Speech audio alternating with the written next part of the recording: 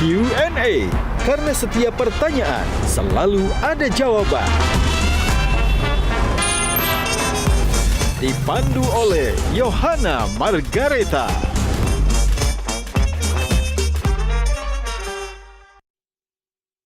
Dipersembahkan oleh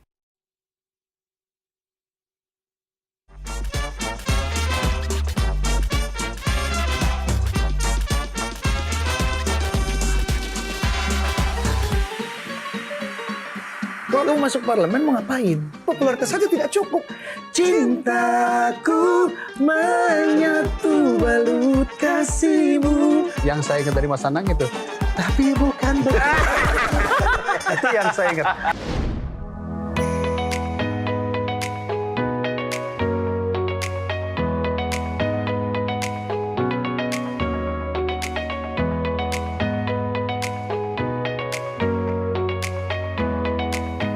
Nah, make up-nya udah kan ya? Saatnya tinggal ganti baju buat show kali ini. Pakai baju apa ya? Ada sih satu yang istimewa. Kita langsung aja ke wardrobe ya. Wow, bagus banget. Bagus ya? Wah, ini juga ada ya untuk cowoknya ya? Ini juga dari sarung gajah duduk untuk kemeja pria. Dan ini untuk busana wanita. Nggak nyangka ya, ternyata kain sarung gajah duduk ini bisa dibuat dengan berbagai macam varian untuk busana baik pria maupun wanita. Selain bahannya juga adem, variannya juga banyak sekali motifnya. Dan ini pun bisa cocok untuk segala situasi dan juga acara. Tak dapat dipungkiri, sarung gajah duduk memang legenda Nusantara. Dan jangan lupa yang ada tulisan Arabnya.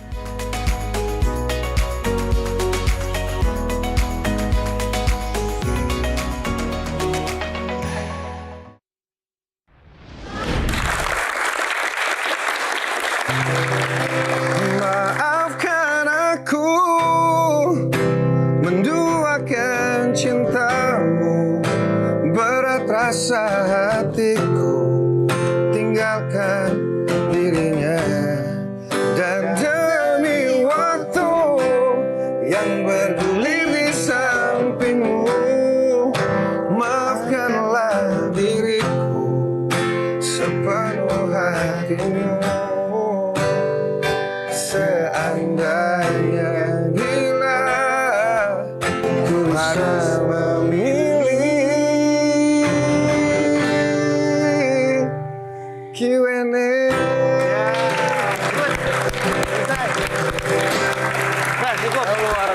Luar biasa Pasha Ungu dan juga Anang, luar biasa. Ini dia bintang-bintang legend kita hari ini berkumpul kembali. Dan juga pemirsa, malam ini adalah sebuah malam yang sangat istimewa karena hanya kita hadirkan para legend dan panelis-panelis hebat dalam acara Q&A, karena setiap pertanyaan Ada jawaban. thank you, terima kasih. Baiklah hadirin sekalian, kita Enggak, tunggu. Gini, saya merasa profesi saya segera berakhir pada malam ini. Mas Dede, maksudnya ini apa ya? Jadi presenter, aktor, politisi, semuanya aja diambil. Enggak, saya kalau melihat ada yang terlambat datang, saya agak tergerak gitu untuk segera masuk. Oh gitu ya? Dia bintang tamu. Gercep. Oh gitu ya. Tapi silakan. Oke, tepuk tangan buat Mohon Mas izin. Dede Yusuf. Terima kasih. Nah, apa yang akan kita bahas kali ini pemirsa? Fenomena banyak tokoh publik maupun pesohor yang mulai merambah dunia politik terus menjadi sorotan. Betapa tidak popularitas dan eksistensi ternyata menjadi jurus untuk menunjang keterpilihan di dunia politik. Bahkan ini pun juga menarik para musisi, aktor, dan juga kalangan seniman untuk ikut berkontribusi nyata bagi generasi bangsa ini. Pertanyaannya adalah apa sebenarnya motivasi mereka? Dan apakah memang dunia entertainment sudah tidak seseksi dulu lagi? Atau mungkin ada motivasi-motivasi yang berbeda? Kita akan bahas lebih lanjut lagi karena setiap pertanyaan selalu ada jawaban. Baik, Mas Anang sebagai musisi senior kemarin menjadi harapan kita juga untuk terus melanjutkan ya karya-karya dan juga kontribusi di DPR. Namun kali ini gagal Mas Anang. Kayak aku di musik karena memang aku lahir dari industri musik.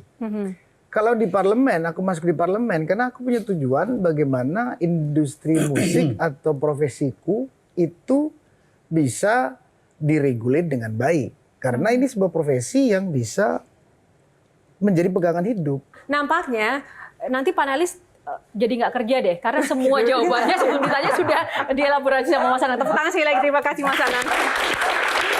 Baik, kita akan langsung masuk ya, karena sudah dipanasi dengan tadi ulasan dari Mas Anang. Kita akan langsung memilih box pertama. Mas Dede milih box nomor berapa? Aku? Ya. Padahal yang ditanya Mas Anang loh. Oh, sudah pembukaan. Sekarang Mas Dede. Oke, baik. Ada nggak sampai nomor 14? Nggak ada ya? Oke, saya pilih nomor 8 deh. Nomor 8 ya? 8. Baik, kita buka di balik box nomor 8.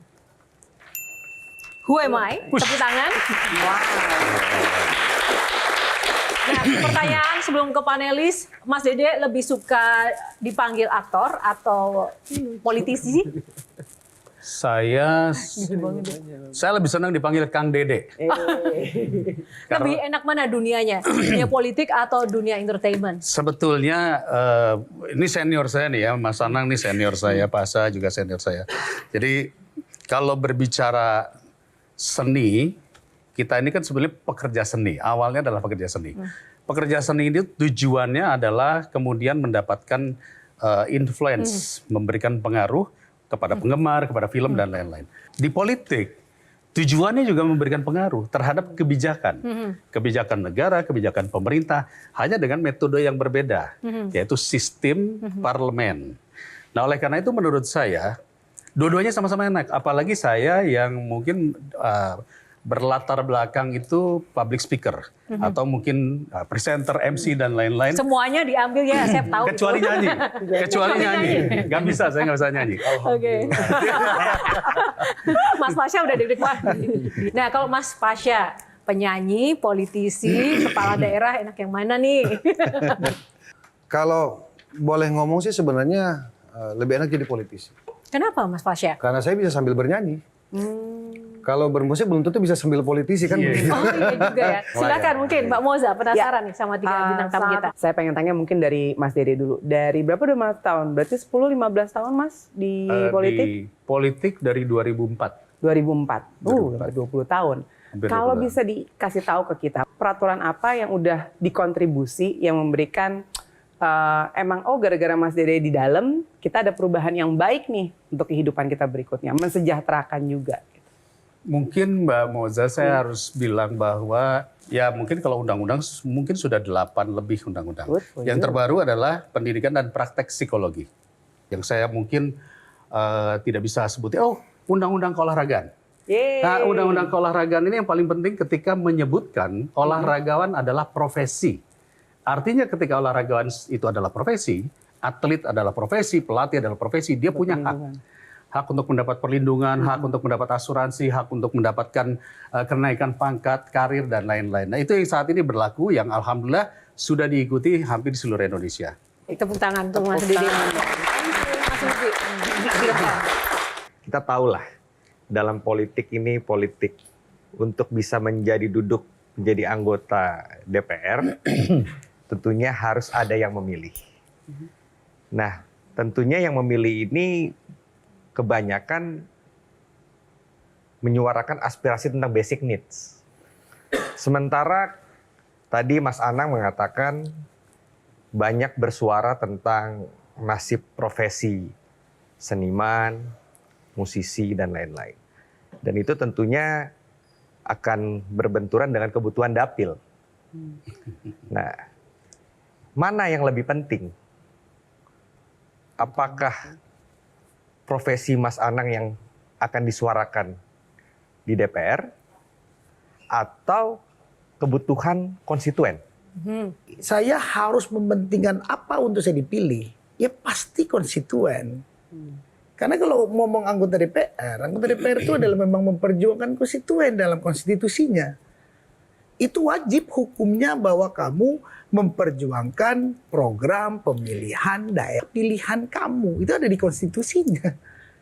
Di basic ini menjadi salah satu prioritas, tapi juga tidak menutup kemungkinan ada kemudian kepentingan-kepentingan lain yang memang diperjuangkan sesuai dengan background-nya. Itu sah-sah saja ya. Itu doang. Ya itu faktanya. Faktanya begitu. Iya makanya kayak aku di Jember ataupun aku memperjuangkan seni musik atau industri musik, itu banyak yang terwakili mungkin teman-teman yang lain. Tapi kan teman-teman yang lain mungkin kayak daerah musik itu adalah Jawa Timur banyak. Dia memilih Anang kan nggak bisa, Anang cuma bisa dipilih di Bogor. Dipahami. Dipahami, tepuk tangan dong. Berarti lolos ya fit and proper test dari Bibi ya. Tapi saya nggak lolos di DPR. Nah ini juga menarik, menarik tentang 3 bintang Ya, tamu masalahnya kita. di situ. Nah sekarang Mbak Novita ke Mas Pasya, silakan. Who am I nih bicara bapak yang menjadi kakek gitu ya, menjadi ayah dari 8 orang anak. Baru 7. Baru 7 jadi Kurang satu ya. Bukan, istri saya nonton soalnya. Kalau 9 2 dari mana? Dari mana itu ya 9-nya? Pertanyaannya, punya profesi yang begitu banyak, kalau dibandingkan menjadi seorang ayah, seorang kakek, sebagai anggota DPR, olahragawan, pekerja seni, menjadi seorang ayah itu rasanya gimana? Saya secara pribadi Kak Tantri 7 lagi ya. merasa beruntung karena Allah percaya sama saya memberikan 7 anak yang lucu-lucu, yang sehat-sehat gitu. Tentu ini saya syukuri dan saya jaga dan saya kawal agar supaya tumbuh kembang anak di rumah, konsep berumah tangga yang kita bangun pun juga ke depan kan harus bermuara pada pendidikan yang baik, kesehatan yang terjaga, cita-citanya juga insya Allah ke depan bisa tercapai, ekonomi rumah tangga juga insya Allah bisa stabil, dan seterusnya kan sebagai kepala rumah tangga kan tidak hanya sekedar oke, istri yang diurus, anak yang diurus, tapi semuanya holistik gitu kan, yang perlu kita perhatikan gitu. Jadi menjadi kepala rumah tangga tidak ada bedanya, hampir tidak ada bedanya definisinya dengan kepala daerah. Ya, Mbak Novita, memang kali ini bintang tamu yang kita undang ini multi talenta semua di berbagai bidang. Jadi kalau aku kepengen nanya yang 7 anak-anaknya, kalau ngasih skor buat ayahnya dari 1 paling rendah 10 paling tinggi, kira-kira kasih bapaknya itu skornya berapa gitu dari 1 sampai 10? Ingat pilpres kita ya? Oke, nanti kita tanya ya. Nanti undang aja.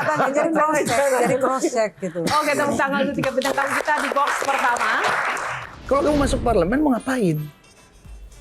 Jawabannya? Oke, lu punya nama besar. Tapi kalau kamu nggak punya konsep di parlemen, terus lu mau jadi apa?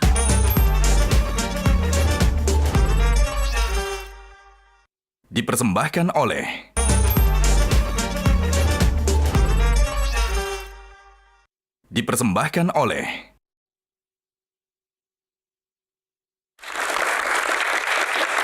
Sebelum kita lanjutkan box kedua, kali ini kita juga sudah kedatangan bintang tamu panelis yang luar biasa, Bang Henry Satrio. Gini-gini ya. Udah tutup buku, move on ya. Oke, baik. Kita pilih dulu box selanjutnya. Mas Pasya nomor berapa? Baik. Aduh, pengennya sih sebenarnya 5 karena saya anak kelima. Tapi kali ini nggak apa-apa deh nomor 6 dulu. Baik, tepuk tangan kita buka box nomor 6. Politik gelitik. Politik gelitik. Oke, langsung aja ya. Untuk bintang tamu panelis kita, Bang Hensat. Oke, gini kan Mas kan semuanya ini datang dengan kondisi sebagai selebriti yang punya popularitas tinggi. Kemudian masuk ke partai politik, terpilih sebagai anggota dewan gitu. Karena Anda yang terpilih, maka ada kader lama di partai politik itu yang akhirnya kehilangan suara tuh. Nggak kepilih akhirnya, gara-gara lo pada masuk, bos. Gitu ya. Itu pernah ngerasa bersalah nggak sih? Bahwa popularitas itu kan ayah kandung dari elektabilitas, Mbak Yohana. Menurut saya. Setuju. Itu tidak bisa kita pungkiri, jangan salahkan bunda mengandung menurut saya. Kalau kemudian kerja-kerja seni Mas Anang itu menghasilkan sesuatu yang hari ini kita sebut legendary. Kang Dede yang kita nonton dari masa ke masa yang begitu luar biasa. Saya dengan alhamdulillah dengan karya-karya musik, bekal dari ajaran Mas Anang juga. Alhamdulillah Ungu juga bisa sampai hari ini masih bisa establish, masih bisa membangun karya-karya yang baik yang diterima dengan masyarakat. Pada akhirnya kan ini proses perjuangan. Kami bukan tidak berarti hormat. Di partai kami sangat mengedepankan yang namanya hierarki. Tentu senioritas itu kita jaga. Tetapi kan soal penugasan ini berlaku sama. Justru pertanyaannya Pak Henry Satrio, kenapa Pak Henry Satrio tidak tanya, pernah nggak sih takut sama kader-kader lama yang sudah lebih lebih paham tentang situasi politik. Nah, sekarang ditanyain jawabannya apa? Ya, kami merasakan itu, Bang Henry. Kami justru merasa apa iya popularitas ini cukup? Nggak, karena gini loh, Iya. Syah. Misalnya nih ya, ini lagi kampanye nih. Iya. Yang lain, bila saya terpilih sebagai anggota DPR, saya akan gini-gini. Muncul Mas Anang. Aku sih yes. Selesai gitu loh urusannya. Enggak, makanya saya pertanyaan aja deh. Mas Hendri dengan bahasa itu Jujur lah, nggak artinya seperti itu. bahwa masyarakat kita udah nggak pinter lagi tuh. Saya sedih dengan pandangan tersebut. Karena saya ditanyakan, kalau kamu masuk parlemen mau ngapain? Jawabannya? Oke, lu punya punya nama besar. Tapi kalau kamu nggak punya konsep di parlemen, terus lu mau jadi apa?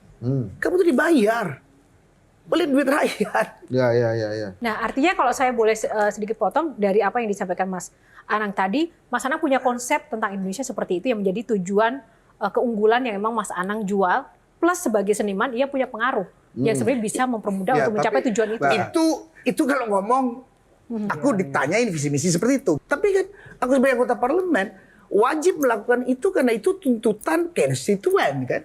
Dan itu adalah rapotnya untuk masuk ke parlemen. Nah, tapi sebelum nyampe ke situ, Mbak Yohana, ini kan hilirnya yang Mas Anang sampai ke itu hilirnya. Hulunya yang Mbak Yohana perlu ketahui, yang mahal dalam proses politik bagi setiap kader yang terlibat dalam partai politik yang mengikuti kontestasi politik, itu mempopulerkan diri. Karena itu adalah jembatan agar supaya masyarakat lebih yakin dengan siapa yang akan dia tentukan untuk menjadi pilihan. Silahkan. Iya, ayo dong. Tepuk tangan semangat dulu nih. Panas.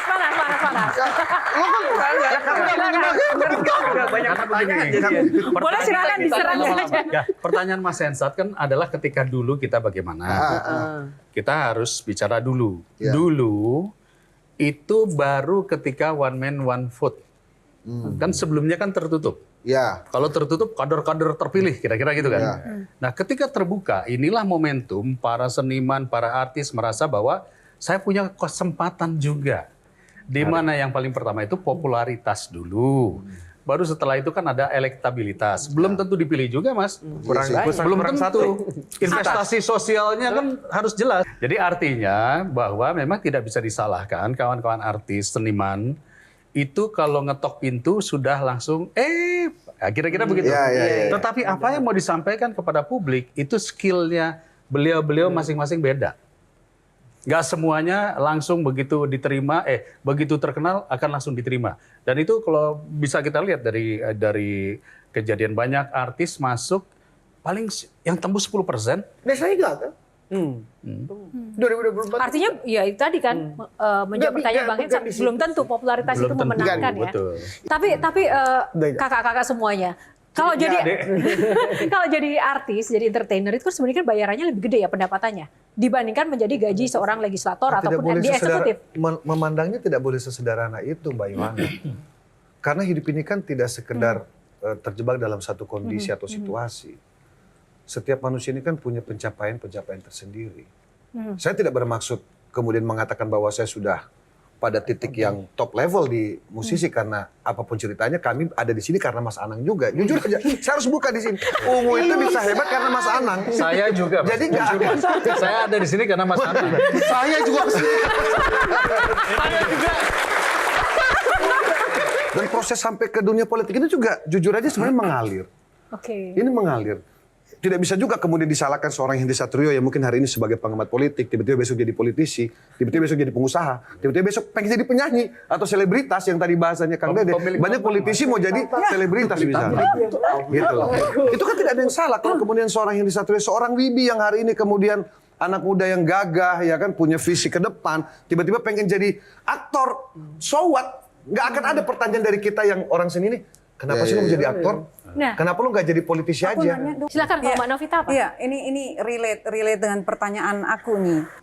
Pertanyaan begini, kalau kita lihat sekarang Korea, ada K-drama, ya kita nonton semua drama. Anak-anak kita semuanya mau belajar bahasa Korea. Duolingo, apps-nya itu Korea semua gitu. K-pop.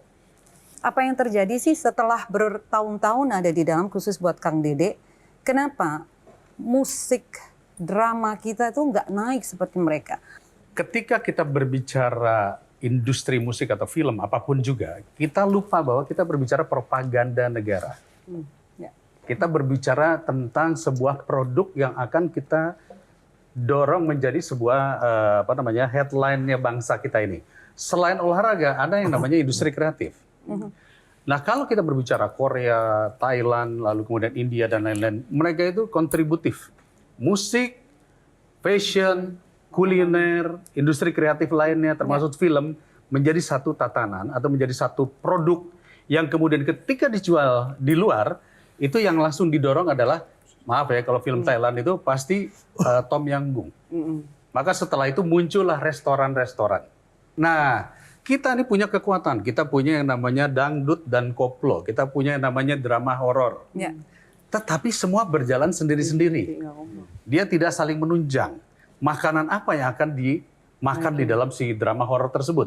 Lalu kemudian kita jualnya kemana? Ke negara mana? Karena tidak semua negara senang horor. Ada beberapa negara yang suka horor. Ini harus kita lakukan. Nah, ini yang tadi saya katakan, mudah-mudahan setelah ini negara masuk dengan regulasi-regulasi tertentu, mengkolaborasikan semuanya. Sehingga ini menjadi propaganda bangsa. Bukan lagi sekedar produk film atau produk musik. Kebetulan saya senang sekali dengan industri kreatif saat ini. Karena industri kreatif ini pertumbuhan ekonominya sudah berkembang sampai 9,5% per tahun. Kedua, dia berkontribusi 1.235 triliun. 1.280 sekarang, Mas. 1.280 triliun kontribusinya. Anggarannya 3 triliun 386 128 167 miliar. Anggaran Kementerian Pariwisata Ekonomi Kreatif 3,4 triliun. Bayangkan, pariwisata memberi devisa terbesar ketiga setelah ekstraktif. Kita bicara ekstraktif itu berarti ada tambang, kelapa sawit. Sementara kalau kita lihat dikatakan antara pariwisata dan ekonomi kreatif digabung saja, ini bisa nomor 1 terbesar devisa negara. Tetapi kembali, kalau alokasi anggarannya tidak berpihak, maka pasti tidak akan berkembang. Makanya kita butuh dukungan dari Mas Hen saat ini nih, Mas. Oke, silakan menjadi corong-corong. Popularitas saja tidak cukup, Bang Henry. Don't say you mau maju, you nggak punya duit. Jangan coba-coba. Jangan coba-coba. Kos politik ini mahal.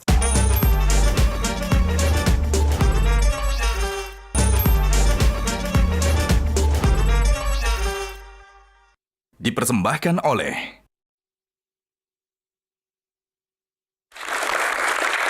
Semua bintang tamu yang luar biasa. Mas Anang pilih box nomor berapa, Mas Anang? Saya sebenarnya kepingin nomor 3. Tapi nomor 1 deh. Nomor 1, baik. Kita buka box nomor 1. Oke, royalti. Sedikit saja sebelum royalti, Bang Hensat. Enggak, sebetulnya begini. Singkat aja ya, Bang Hensat. Tadi itu ada pembelajaran penting yang disampaikan oleh Mas Anang, Mas Pasya, dan Kang Dede. Yaitu, tadi Mas Anang tunjuk tangan tuh, buktinya saya gagal. Nah, kalau cerita berhasil, itu banyak yang bisa menceritakan. Tapi masing-masing narasumber kita di depan ini, semuanya tuh pernah gagal. Dan saya rasa, kita juga mesti dengar tuh kenapa mereka gagal dan kemudian gimana cara balik lagi ke dalam politik itu. Mas Dede, Kang Dede pernah gagal, Mas Anang pernah gagal, Bang Pasya pernah gagal ya? Pernah gagal maju. Pernah gagal maju, gagal juga maksud gue. Gitu. Jadi artinya kenapa mereka bisa gagal padahal mereka sudah populer kan? Nah, pembelajaran apa yang bisa didapat oleh rakyat Indonesia pada saat Anda sudah sampai di satu kaki populer? Tapi terus Anda gagal juga. Itu mesti gimana? Oke, Mas Pasya silakan mewakili untuk menjawab pertanyaan. Persoalan royalti tadi gimana? Politik ini kan tidak berdiri sendiri, Mbak Yohana ya. Maksudnya, ini sebenarnya sudah menjawab pertanyaan Kang Henry sendiri. Ternyata popularitas saja tidak cukup. Kami-kami pun ini pernah gagal. Saya kemarin, jujur, saya mungkin karena terlalu percaya diri, overconfidence pada saat hendak maju mengikuti jejaknya Kang Dede sebagai wakil gubernur. Kebetulan waktu itu rencananya berpasangan sama Partai Demokrat. Saya sudah sangat percaya diri. Yang pertama, kami dari seluruh berbagai badan survei yang ada, hampir dipastikan kami itu Insya Allah akan memenangkan pertarungan. Itu yang pertama. Kedua, kami dianggap adalah pasangan yang paling ideal. Yang ketiga, kami berpikir pada saat itu nggak mungkin. Karena partai cenderung mengarah pada paslon yang berpotensi menang. Tapi faktanya, Kak Yohana, di ujung perjuangan, di ujung perjalanan, ada satu partai yang kemudian menarik diri, pindah ke sebelah, yang membuat kami tidak bisa atau tidak lolos persyaratan untuk maju sebagai calon gubernur, wakil gubernur pada saat itu. Nah itu tadi kemudian kalau ditanya kenapa gagal, ya itu tadi karena ternyata popularitas saja tidak cukup, Bang Henry. Don't say you mau maju, you nggak punya duit, jangan coba-coba. Jangan coba-coba. Kos politik ini mahal, Mbak Yohana. Soal kos politik ini ada kaitannya dengan royalti. Yes. Apakah Mas Pasha sebagai seorang seniman kan pasti dong banyak royalti Saya dari boleh jujur, karya-karyanya. Mbak Yohana, Nah, itu yang saya punya gimana? hari ini itu berkat royalti, berkat Ungu, berkat Mas Anang. Saya Lagi-lagi bisa karena beli Mas mobil, Anang ya. saya bisa beli rumah, Hebat ini Mas Anang. saya bisa nyokolain anak saya di sekolah-sekolah yang baik. Saya bisa hidupin istri saya dengan kebutuhan dia, selama itu rasional ya. Gitu loh. Saya dari royalti, Mbak Yohana. Baik, terima kasih. Oke. Oke, ini Bang Mosa dulu, tunggu Bang Mosa dulu. Ini kan sehubungan dengan royalti. Aku sampai udah nyatet nih. Kita tahu bahwa setiap Natal tuh Mariah Carey akan tambah kaya terus, bener kan? Ngiri dong kita. Kok di Indonesia nggak ada? Karena setiap bulan Ramadan toko, hotel, semuanya menyanyikan lagu yang sama. Nah, kalau setiap Ramadan, Ungu juga royaltinya. Iya, aku tahu. Kayaknya kamu kaya banget. Nah, untuk seniman-seniman yang lain yang pada zaman itu belum mengenal royalti, apakah ada fight dari Mas Dede, Mas Anang, dan Mas Pasha untuk itu? Karena sedih juga loh, karena si seniman-seniman ini usianya udah lebih dari 70 tahun, terus setiap ditanya, wah Ramadan dapat royalti, boro-boro, Neng, gitu. Silakan Iya, Mas Anang. Oke, perjalanan royalti Indonesia itu challenging banget. Indonesia 287 juta. Indonesia adalah harusnya menjadi pusat industri musik Asia Tenggara. Itu cita-citaku dulu. Malah mungkin menjadi ketuanya di Asia Pasifik. Gitu ya. Karena kalau dari source budayanya kuat, ini nggak tahu harus bagaimana mengurainya. Bahwa Indonesia itu nggak punya aturan tertinggi terhadap pengaturan profesi ini dengan baik. Apakah sebetulnya royalti itu sudah berjalan? Royalti itu bagian dari WTO. Indonesia ikut konvensi Bern udah lama. Bahwa Indonesia harus mengakui intellectual property right. Indonesia mengakui itu. Namun yang jadi pertanyaan adalah bagaimana melaksanakan royalti itu dengan tadi bahwa senimannya mendapatkan haknya yang memang hak dia.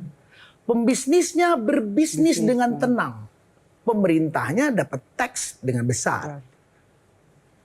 Ini kan harus diurai dengan tepat bahwa apakah royalti yang sudah Indonesia mengakui dengan lahirnya Undang-Undang 28/2014 hak cipta itu bisa meningkatkan seluruh profesi yang menghasilkan IP tadi. Ini harus diurai dengan tepat. Pasca itu bisa seperti ini. Saya pun bertahan seperti ini. Karena saya ada konser. Apalagi kalau ngomong hari ini, dengan sosial media, akhirnya saya harus multi talent. Akhirnya saya harus masuk politik, saya harus jualan kue, saya harus jadi YouTuber.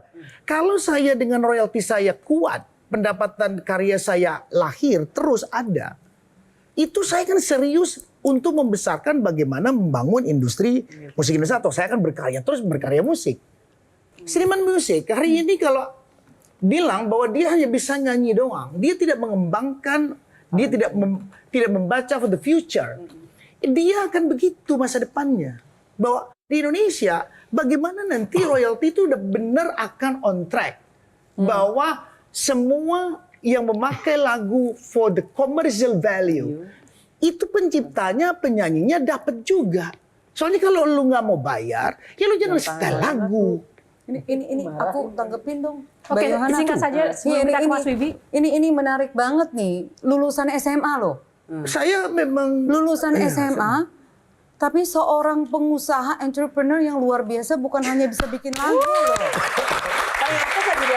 Ini buat adik-adik yang hadir di sini, ini belajar loh. Seorang om ya, seorang kakek bisa seperti ini memikirkan for the future gitu.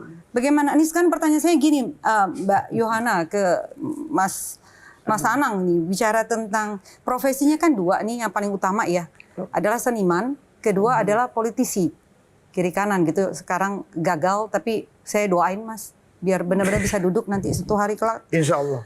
Tapi dua profesi ini juga yang kalau ditanya, saya sebagai psikolog anak, remaja, dan keluarga. Kalau ditanya sama orang tua, anaknya mau masuk menjadi seniman, gitu ya, orang tua akan bilang, ngapain kamu? Duitnya nggak ada. Maaf, masih ada stigma. Mbak tadi pertanyaannya adalah Biar ke sebenarnya depan, gimana? biar meyakinkan orang tua gitu loh, bahwa menjadi seniman dan menjadi politisi adalah dua profesi yang sangat-sangat baik sekali dan bisa menjanjikan untuk masa depan. Ya oke, Mas Anang singkat dan kemudian Mas Dede silakan. Banyak teman-teman kita yang sudah lahir dari music industry dengan strugglernya bahwa royalti belum berjalan luar biasa. Itu bisa hidup di Republik ini. Bayangkan kalau ngomong music industry ataupun profesi yang hubungannya relate dengan royalty IP. Pasca saya akuin keren, masuk ke parlemen bahwa ini harus gue masuk, gue harus perjuangkan profesi ini, bahwa ini harus punya kebijakan anggaran dan kebijakan yang kuat.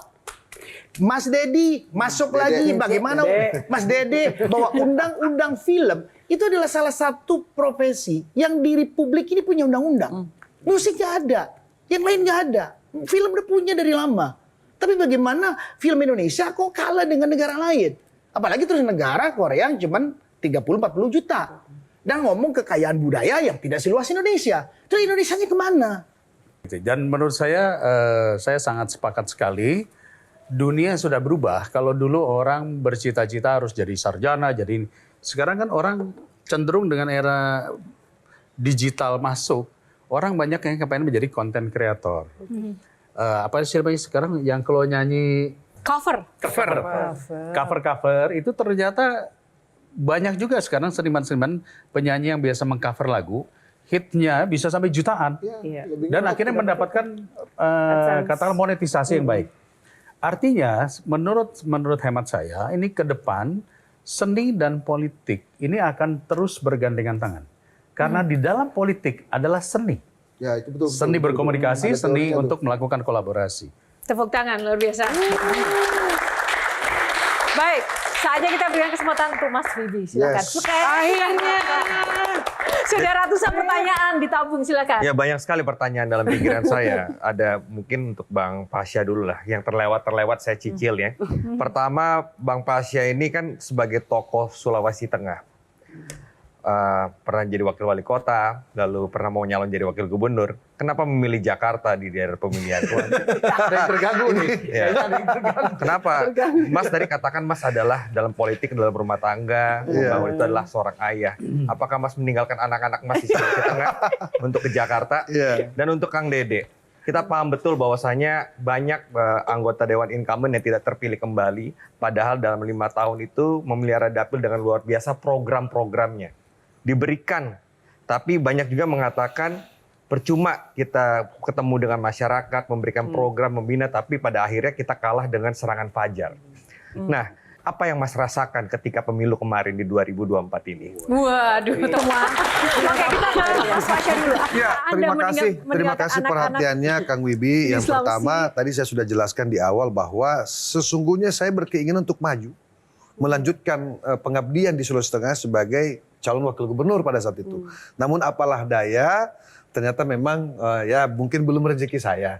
Sehingga saya putuskan untuk mundur selangkah. Sampai kemudian bertemu dengan momentum pemilu hari ini sudah kita lewati. Nah, sebagai kader, kami fatsun terhadap keputusan Ketua Umum. Di saat Ketua Umum kami merasa bahwa dari 70 sekian dapil di Republik ini, di antaranya adalah dapil 3 DKI Jakarta, sepertinya kok kayaknya si Sigit Purnomo ini yang cocok atau Pasya Ungu ini yang terjun di sana. Ya alhamdulillah bisa lolos sebagai anggota DPR terpilih di dapil 3 DKI Jakarta. Jadi tidak ada yang ditinggalkan, Kang Wibi. Ini ada opportunity, ada kesempatan. gitu. Karena di saat kami sudah mengabdikan diri kepada partai sebagai kader, maka sesungguhnya kami ada semacam kita sebutlah fakta integritas, meskipun semua bisa dikomunikasikan, bahwa kami siap ditugaskan di mana saja. Gimana Mas Bibi? Puas? Sesuai dengan Mas Anang, aku sih yes. Aku sih ya. Oke, baik. Silakan kalau Kang Dede menjawab pertanyaan Mas Bibi. Konsep saya sederhana, nggak usah semuanya diambil. Fokus aja kepada yang kita kuat. Itu aja yang kita matengin. Ya alhamdulillah ya, bisa kita lewati fase yang barbar kemarin. Terima kasih Mas Bibi. Cintaku menyatu balut kasihmu. Yang saya ingat dari Mas Anang itu, tapi bukan begitu. Itu yang saya ingat.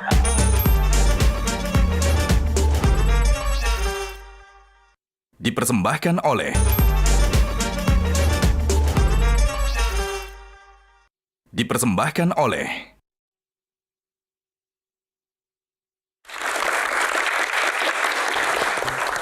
Oke, kita akan ke box selanjutnya. Kang Dede, pilih box nomor berapa? Box terakhir? Oke, saya nomor 3 deh. Nomor 3. Oke, nomor 3. Buka. Oke, sing along. Oke, kita setel kendor dulu. Oke. Apa ini? Sing along, sing along. Bang Hesat mau nyanyi? Enggak, jadi kita mau relax sebentar, kita mau tebak lagu aja. Mau tebak lagu, kita akan putarkan audio, silakan nanti abang-abang di depan, bintang tamu kita menebak ini lagu apa ya. Oke, lagu pertama silakan ditebak saja. Apa judulnya?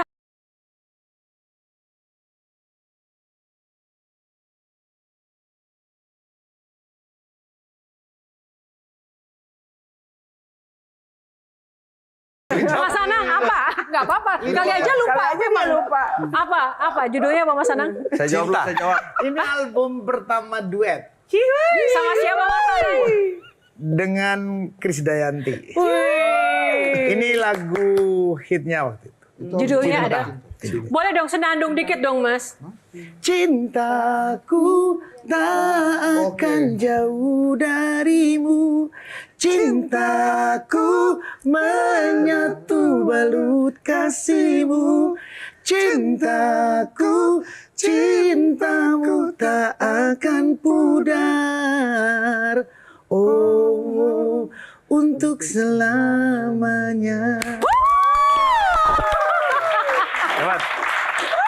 Saya ngelihat muka Kang Dede agak deg-degan dari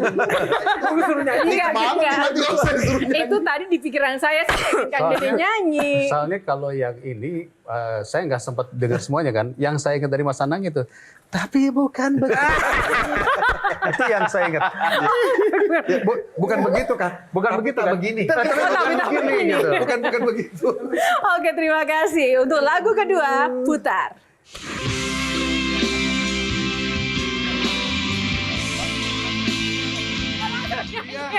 Pada itu lagu yang tiap hari bisa lupakan dirinya yang kini hadir di antara kita. Namun ku juga takkan bisa menepis bayangmu yang selama ini.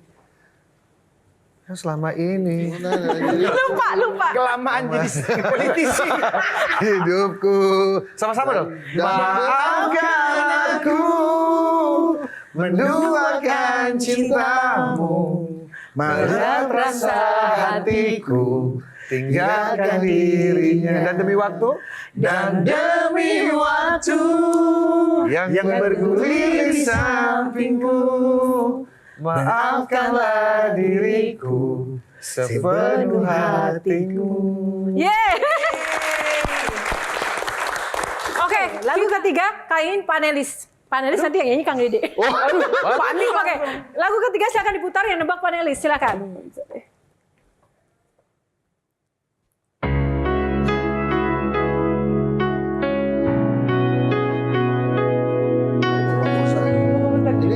Demi nama baik panelis. Ini soundtrack nih ini. Datanglah bila engkau menepi. Aku judulnya tuh. Tunggu, jangan dulu. Ada yang tahu udah kejebak tadi ngomongnya. Aku lelaki. Oke, apa Aku lelaki. Aku lelaki. laki. Yang nyanyi Firza. Mas Anang bener ya? Kalau laki. Lagu ini ciptaannya Pongki Barata. Jadi ini satu sahabatku yang menciptakan lagu ini. Terus habis aku bikin baru dibikin kedua oleh Firza. Oh, kan generasi kita ya. Ya. Waktu dia di Idol, aku saranin untuk dia meremix lagu ini dan alhamdulillah dia jadi superstar juga. Oke. Oh sedikit Aku teman-teman, yang coba diputar. Ada penggemar lagu lelakimu nih. Harus bayar royaltinya. Harus bayar nggak nih Mas Anang? Gratis ya Mas? Kita rumah. Yang telah memelukmu erat saat kau berpikir mungkin tak berpaling. Akulah yang nanti menenangkan badai agar tetap tegar kau berjalan nanti.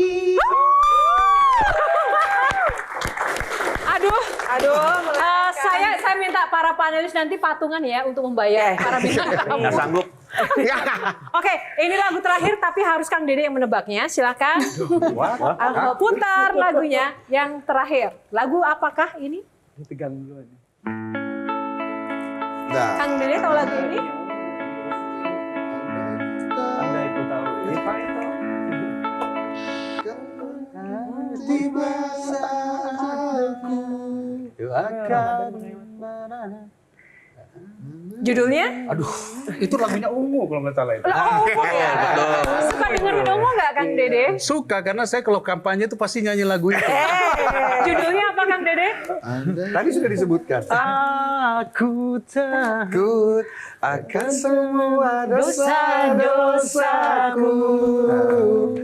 Aku takut dosa yang terus membayangiku. Andai ku tahu. Andai ku tahu. Andai ku tahu. Keren loh, Bu. Oke, silakan mungkin kesan dan juga pesan untuk generasi muda di luar sana dari Mas Pasha dulu. Buat teman-teman adik-adik Gen Z, teruslah berkarya, do your best ya, be yourself dan find your quality tadi. Insya Allah mudah-mudahan ke depan akan ada jalan yang baik gitu. Terima kasih Mas Pasha. Silakan Mas Anang, pesan untuk adik-adik. Kalau saya berpesan cuman bilang bahwa hari ini Gen Z, Gen milenial udah menunjukkan kemampuannya. Harapannya bahwa ke depan memang dia meneruskan perjalanan Republik ini dengan baik. Karena perjalanan untuk menuju Indonesia emas adalah di tangan mereka. Dan mereka udah buktikan hari ini bahwa apa yang dilakukan oleh mereka itu luar biasa. Mudah-mudahan dia akan terus menuju ke Indonesia emas. Bahwa jadilah dirimu. Itu penting sekali. Tepuk tangan. Terima kasih Mas Anang. Pamungkas silakan, Kang Dede. Karena saya punya anak-anak yang gen apa ya namanya, Gen Z ataupun milenial, bahwa apa yang sudah ada passion pada diri mereka saat ini, baik itu di bidang bisnisnya ataupun juga di bidang musik dan yang lain-lain, menurut saya komitmen dan passion itu diteruskan. Karena ketika komitmen dan passion ini menjadi skill, itu yang akan kemudian menjadi langkah karir kita ke depan. Jadi sukses buat anak saya dan seluruh anak-anak muda yang hadir di sini. Mudah-mudahan ini bisa berlanjut. Tepuk tangan. Dan tak lupa terima kasih untuk Anda pemirsa di rumah yang setia menyaksikan episode Q&A pada malam hari ini. Tentu saja satu hal yang mungkin bisa kita dapatkan di sini, find your passion, find your quality. Semoga ini bisa menjadi inspirasi dan juga semangat tersendiri bagi Anda-Anda peraih mimpi dan pengejar mimpi. Tak lupa terima kasih juga untuk Sarung Gajah Duduk yang sudah menyiapkan baju saya yang saya kenakan pada malam hari ini. Sarung Gajah Duduk legenda Nusantara yang ada tulisan Arabnya. Saya Yohana Margareta undur diri mewakili tim yang bertugas. Terima kasih. Kita jumpa di episode selanjutnya. Karena setiap pertanyaan selalu ada jawaban. Terima kasih semuanya.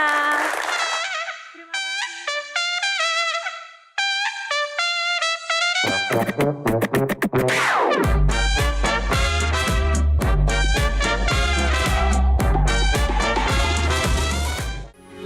Metro TV.